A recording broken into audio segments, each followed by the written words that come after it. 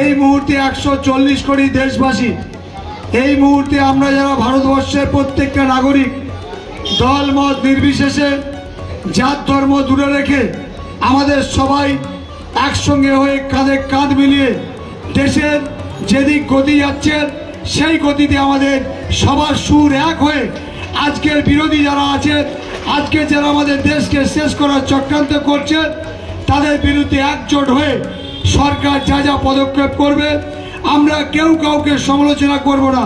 দেশের 27 জন নাগরিক, ভারতবর্ষের 27 জন, এবং কদিন আগেই দেখেছেন অনন্তনাগে আমাদের পশ্চিমবঙ্গের বাসিন্দা, আমাদের সেনাবাহিনী তেহাট্টে বাড়ি ঝন্টু শেখ, তার যে নির্মম সে গুলির লড়াইতে আতঙ্কবাদীদের সঙ্গে লড়াই করতে করতে তার জীবন বিসর্জন দিয়েছে। তাদের রক্তবিন্দু আমরা বিফলে যেতে দেব না।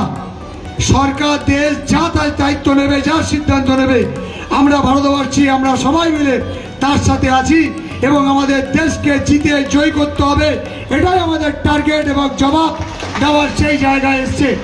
আমরা একজন ভারতের নাগরিক, ক্যানিং পশ্চিমের নাগরিক হিসাবে আমরা কেউ কোথাও ভুল কথা বলবো না, কেউ কারোর বিরুদ্ধে কথা বলবো না। হিন্দু, মুসলিম, খ্রিস্টান, আদিবাসী, সর্বধর্মের